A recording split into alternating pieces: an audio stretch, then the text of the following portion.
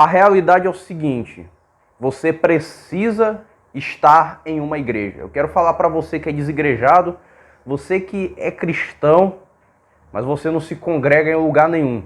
Ou seja, a gente já terminou o primeiro mês do ano de 2022 e você ainda não está congregando, né? E quem aqui já acompanha meu canal já faz um tempo sabe que eu encho muito a paciência dos desigrejados. Aí você vai falar: Davi, tu enche o saco dos desigrejados porque teu pai é pastor. Tu enche o saco dos desigrejados porque tu é cristão do templo. Mas eu quero falar algo pra você. Esses dias eu tava assistindo uma live e teve um cara na live que ele falou algo muito interessante. Cara, você quer melhorar a tua vida? Você precisa estar em uma igreja. Procura uma igreja para você se congregar, para você fazer parte, e as tuas divergências e as tuas dificuldades teológicas vão ser resolvidas durante o ano. Porque que eu percebo muito é assim, eu percebo muito que tem uns que são os desigrejados um pouco mais abobalhados. Ou seja, eles vão seguir aquela seguinte tese: eu não vou congregar porque a igreja é cheia de pilantra, porque na igreja tem muita hipocrisia, porque tem muito pastor ladrão nas igrejas.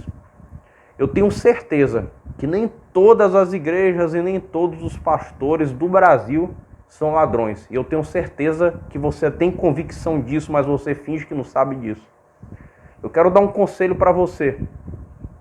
Se você vivesse na época de Jesus, você não ia ouvir a palavra dele. O Evangelho vai nos dizer que todos os dias Jesus ele ia para a sinagoga e pregava de manhã e de tarde para o povo, e à noite ele subia no Monte das Oliveiras e passava a noite orando. Por que é interessante eu falar isso para você? A sinagoga era como uma igreja presbiteriana nos dias de hoje. A sinagoga era como se fosse uma Assembleia de Deus.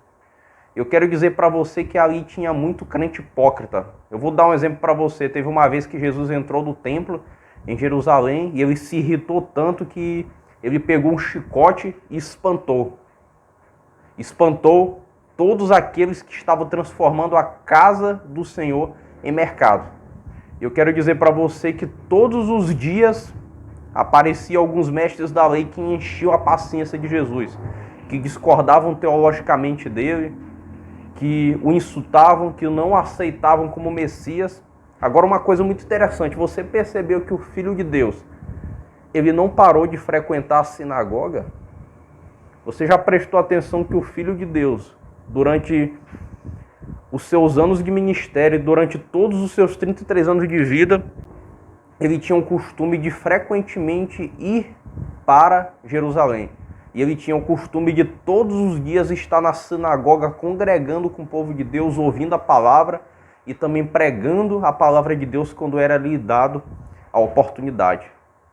Independente do fato de existirem pastores mau caráter, independente do fato de existir muita hipocrisia na igreja, eu quero dizer que o maior hipócrita é você. Você está tão ruim, você está tão péssimo, você é tão hipócrita que você não tem a capacidade de conviver com pessoas problemáticas. A igreja é lugar de pecadores redimidos. Então não me venha com esse papo, porque nem na época de Jesus e nem na época da igreja primitiva existiam igrejas perfeitas. Você vai ver, por exemplo, a igreja de Corinto. A igreja de Corinto, ela dá de pau em algumas igrejas que eu acho ruim hoje em dia. Você prestou atenção que Paulo em nenhum momento ele disse: pare de congregar na igreja de Corinto.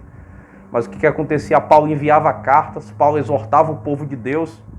Então, queridos, eu quero dizer que a igreja ela só vai se tornar perfeita quando nós estivermos lá na glória. Aí você diz: mas o meu Deus, ele não habita em templos feitos por mãos humanas. Cara, o sujeito que fala disso é o maior imbecil da história, é o maior imbecil do cristianismo. É lógico que a porcaria do templo onde eu me reúno com a minha igreja não salva. O templo que nós nos reunimos hoje é simplesmente um galpão, é um lugar estratégico que facilita até mesmo quando você vai convidar uma pessoa para participar do culto. Mas além do templo, que a gente se reúne dia de domingo, dia de terça e dia de sábado, a gente também se reúne de casa em casa como a igreja primitiva. A gente se reúne fazendo célula, a gente se reúne quando a gente está evangelizando. Então o templo que a gente se reúne não é templo de salvação, mas é um lugar estratégico onde nós nos reunimos toda semana como igreja no Senhor. Eu ouvi um cara dizer um dia desses uma coisa muito interessante. Ele disse que o trabalho dele é muito complicado e era período de Natal. Era dia de Natal e ele tinha acabado de terminar o seu serviço de advocacia.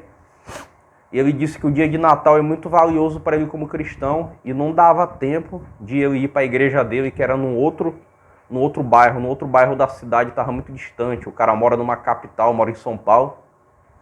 E o que foi que ele fez? Rapaz, a igreja mais perto daqui é essa que está bem aqui. E eu sei que o presbítero dessa igreja ele é pilantra, né? Mas ele tem a unção pastoral e ele vai ministrar sobre o Natal. E ele falou algo muito interessante, mesmo ele sabendo que o pastor daquela igreja era pilantra, mesmo ele não gostando daquela denominação evangélica, ele disse que ele entrou, ele ceou ali naquela igreja, que ele anunciou para as pessoas que ele era evangélico, e o melhor de tudo, ele disse que a palavra foi abençoada. Então, queridos, uma coisa que eu vou dizer para você, independente da discordância teológica que você tem com certos pastores ou com certas igrejas, você precisa estar semanalmente em comunhão que partilham da fé em Cristo Jesus. Se você não tem a capacidade de fazer isso, eu quero dizer para você que o problema não é com a igreja, o problema é com você mesmo. Você precisa ser parte de uma congregação. Você precisa semanalmente ouvir uma palavra. Você precisa semanalmente estar em contato, ter comunhão com pessoas que partilham da mesma fé. A igreja não é você, a igreja somos nós.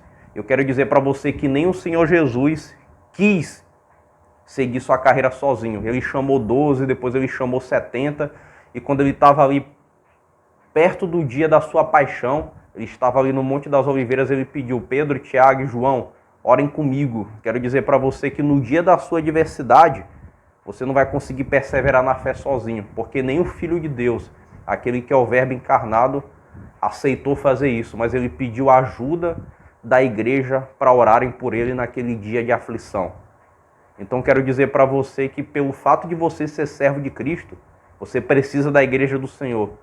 Você precisa estar junto de pessoas que vão te fortalecer na fé semanalmente. Então para de besteira, para de ficar escolhendo igreja, para de ficar analisando teologia. Eu, por exemplo, eu tenho discordância teológica com um monte de gente da minha igreja, mas e daí? O importante é que a gente está discutindo, que a gente está aprendendo junto, que a gente está orando junto, né? Queridos, a oração em comunidade ela é uma coisa fora do comum. Claro, a oração particular é importante, mas quando você ora e intercede diante de Deus em comunidade, quem está me ouvindo e já passou por isso sabe que é diferente. Você sai dali alegre, você sai dali renovado e você tem com quem compartilhar aquilo que você viveu naquela experiência. Então Deus lhe abençoe e até a próxima. E desigrejado, cria vergonha na tua cara. Tu vai ficar me xingando aí nos comentários, vai ficar zangado comigo. Mas eu sei que essa lapada que eu tô te dando aí vai gerar um fruto no momento certo. Falou, Deus abençoe.